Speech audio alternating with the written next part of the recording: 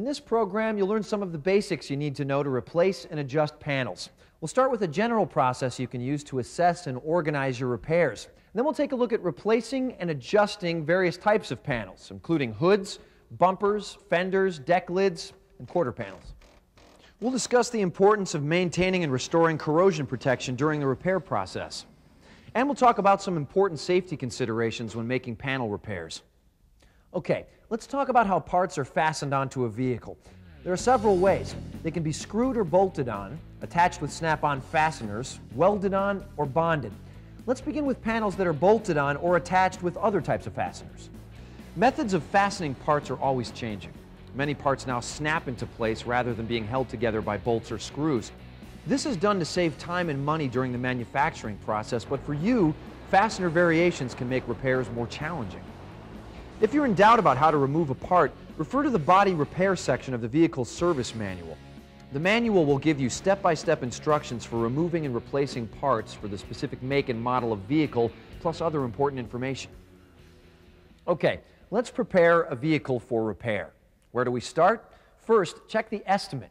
The estimate is an important reference for repairs. The estimate is also used to order new parts. Check to see that all new parts have arrived before you begin the repair. This will save you time and keep your stall from being tied up while you're waiting for parts.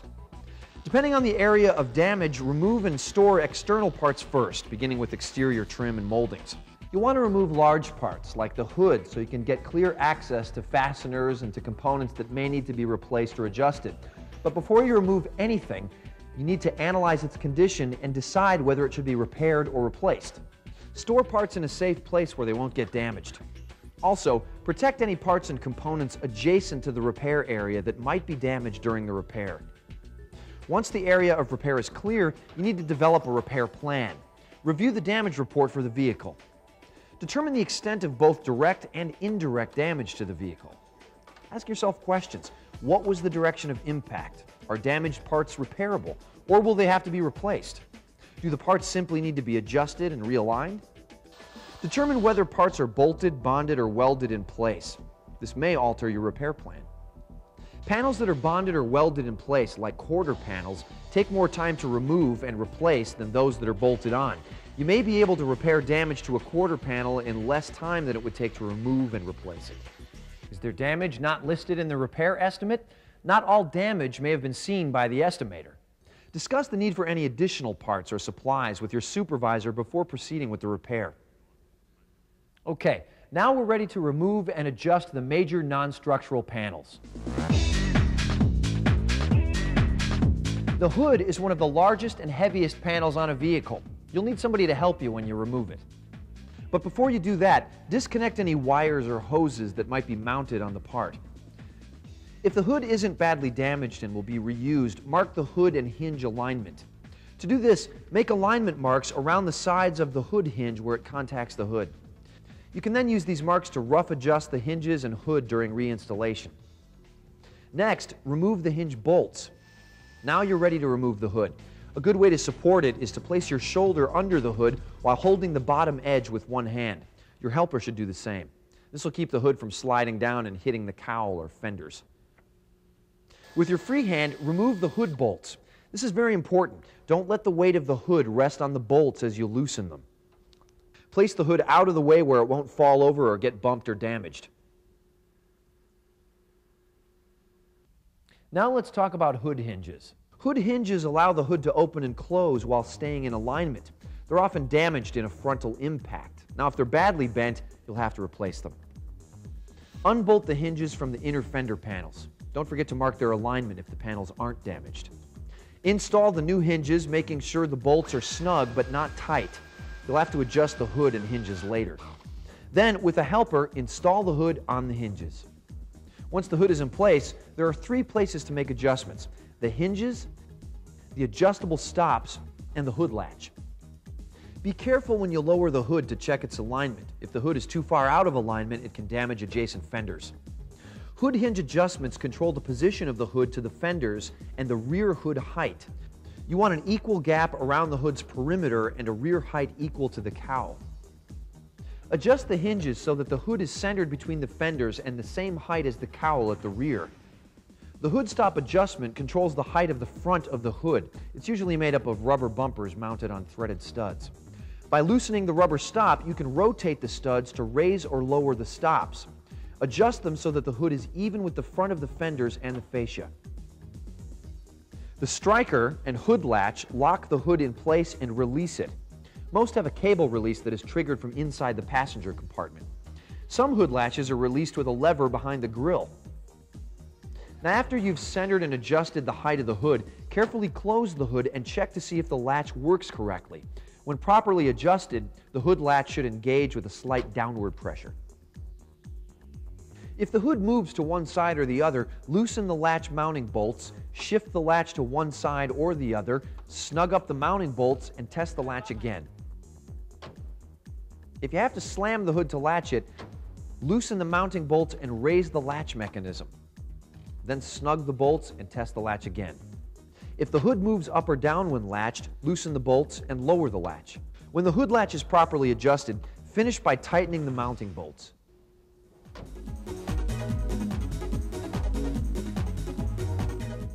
Most grills are plastic and held in place with small screws and clips.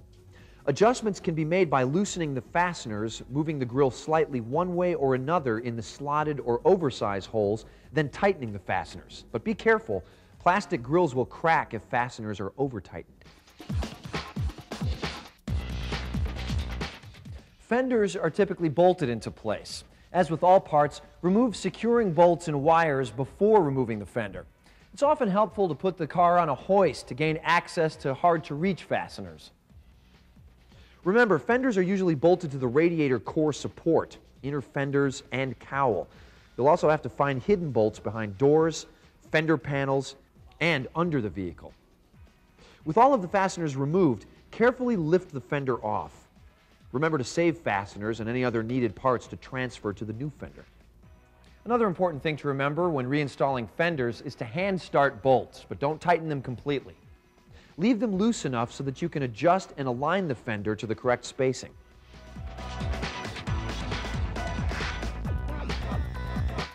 After installing any new body parts, check the overall panel alignment, making sure the clearance between parts is equal and within the manufacturer's specifications. Make sure that the fender is flush with the door and parallel with the hood. The front of the fender and the hood should be aligned as well.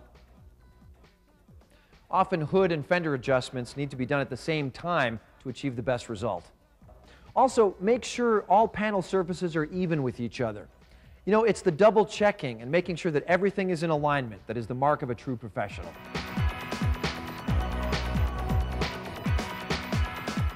Deck or trunk lids are similar in construction to the hood. Two hinges connect the deck lid to the rear body panel. The edge is secured with a locking latch, so removal and replacement of lids is very similar to hoods. Like the hood, the deck lid must be evenly spaced between all adjacent panels. To adjust the lid forward or back, slightly loosen the bolts on both hinges, then close and adjust as needed. After that, raise the lid and tighten the bolts again. Deck lids operate with a lock and key, or sometimes an instrument panel switch. They don't have an interior or exterior door handle. There are three main parts to this mechanism: the lock cylinder, the lid shock absorber, and lid torsion rods. The lock cylinder engages the key so you can turn it and unlock the latch. To remove the lock cylinder, pry the retainer that secures it sideways. This will free the cylinder unless it's held with small screws. Lid shock absorbers hold the lid open and cause it to close more slowly. If they don't keep it open, they should be replaced. Lids can also be held open with torsion rods. Torsion rods extend across the body to a stationary bracket. They can also be adjusted to carry more of the weight of the lid by moving the location of the rod in the mount. Today's bumpers will withstand minor impact without damage, but they're designed to crush and absorb the impact of a major collision. Although bumpers used to be made of heavy chrome-plated steel, now they're more often made of a flexible, lightweight plastic cover over an aluminum or steel core, often with a plastic honeycomb that absorbs impact and supports the outer cover. With major front-end damage, sometimes you have to put the vehicle on a frame straightener to pull out some of the damage before you can remove the damaged parts. You can learn more about how to do this in Program 6 of the series, Body Alignment.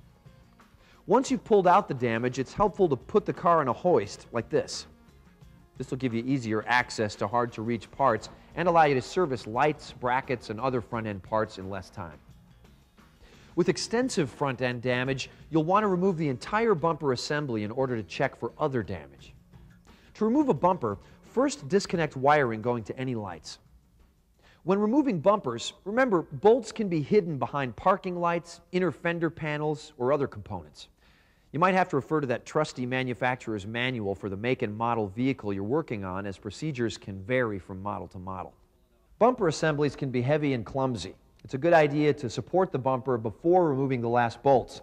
Get a helper or use a floor jack. And if bumpers are going to be repaired or reused, place a block of wood or a piece of rubber on the jack saddle to protect the bumper. Once the bumper is supported, remove the final bolts and work the bumper away from the vehicle. Keep in mind that these general procedures also apply to the rear bumper. The vehicle might also have bumper shock absorbers. If they're used, bolts or nuts on the shocks often hold that bumper in place. Remove those bolts in order to remove the bumper. In severe front-end collisions, with the bumper removed, you can check for additional damage that wasn't visible. To reinstall the new or repaired bumper, simply reverse the order of the steps you used to remove it. Remember to reconnect the lights and other electrical components.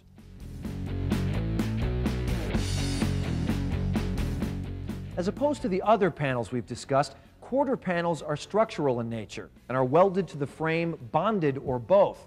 Because of this, quarter panels are the most difficult and time-consuming components to remove and replace. But in this demonstration, you'll see how to do it. To begin, locate all the factory spot welds or bonded seams. If you need help doing that, refer to the body repair manual for the specific make and model vehicle. You may need to remove protective coatings such as paint and sealers in order to find all the spot welds. One way to do this is with a small disc grinder. You don't need to remove paint and protective coatings from spot welds that show through. Once you've located the spot welds, you can use a drill with a spot weld cutter to cut them out. But before you do this, it's a good idea to center punch each spot weld. Center punching will help you keep the drill bit in place as you cut through the edges of the spot weld. When you're cutting through the weld, be sure not to drill into the lower panel if it's to be reused. Once all spot welds have been removed, look for any bonded seams. Manufacturers sometimes use adhesive bonding in place of welds to add strength and corrosion protection. On some vehicles, all the seams may be bonded instead of welded. Use a heat gun to soften the adhesive. Use a chisel to separate the panels, being careful not to damage them. Grind off the rest of the weld and adhesive, but don't grind into the panel. A small paint grinder sometimes works better than a regular grinding wheel for this task. A regular grinder may remove too much metal, create too much heat, or both. Use a wire brush to remove any remaining paint, rust, sealers, and dirt from the surface that's going to be welded or bonded, but don't remove any of the silver-colored zinc coatings that protect the metal panel against rust and corrosion. We'll talk more about rust and corrosion protection a little later in this program. Smooth and flatten any mating surfaces that are not to be welded or bonded. Uneven surfaces will not provide a strong bond, either through welding or adhesive bonding. On the new replacement panel, use a disc sander to remove any primer on flanges or parts that are to be welded or bonded. Nowadays, it's become popular to bond panels back in place, even if they were originally welded. The general rule of thumb I use is to replace welds with welds and bonded seams with bonded seams. For welds, try to duplicate the original number, location, and size. Coat any bare metal in welding locations with weld-through primer. Hold the new or repaired panel in position to see if it fits properly. Make adjustments as necessary. When you're certain of the fit, apply adhesive to seams to be bonded. Place the new or repaired panel into position. Use clamping pliers to hold the part in place and the bonded seams together. Then, measure and check its position against factory specifications. Adjust the part if needed. The adhesive bonding will allow adjustments for about 30 minutes before it cures. Positioning the part correctly is critical not only for cosmetic reasons, but more importantly, for the vehicle's structural strength. You can use the other side of the vehicle for reference or consult a frame book. Frame books give dimensions and measurements for every make and model of car. Once you're sure the new or repaired part is positioned correctly, you can weld it right into place. Begin by tacking it in place with screws that will be removed after the welds are made. Check your measurements one more time. When you're certain the panel is properly positioned, finish by completing the plug welds. For cosmetic reasons, before applying a final finish, you may wish to grind down the plug welds. Some cars today have uniside construction. That means the quarter panel, rocker panel, and front fender are all one continuous piece. Rather than removing the entire side of the car to replace one of these parts, you can section the part to be repaired. That means using a cutoff tool to separate the panel to be replaced from the rest of the vehicle. Then remove the panel by drilling out the welds and heating the bonded seams as we showed earlier. You may have to section a replacement part from a parts car, but be sure to cut it a little larger than the part you're replacing. Then fit up the replacement panel. You'll have to trim the edge until it butts up exactly to the existing edge of the uniside panel. You're going to butt weld these two pieces together.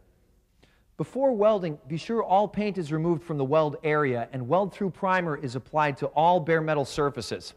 Once the part is fitted, bonded, and clamped into place, and you've replaced the spot welds as shown earlier, butt weld the replacement part to the edge of the remaining uniside panel. Grind down the weld until it's level and apply plastic filler and surfacer if needed to smooth out the joint. Your sectioning repair is done. Just apply primer and sealer to all bare metal surfaces before applying color and clear finish coats.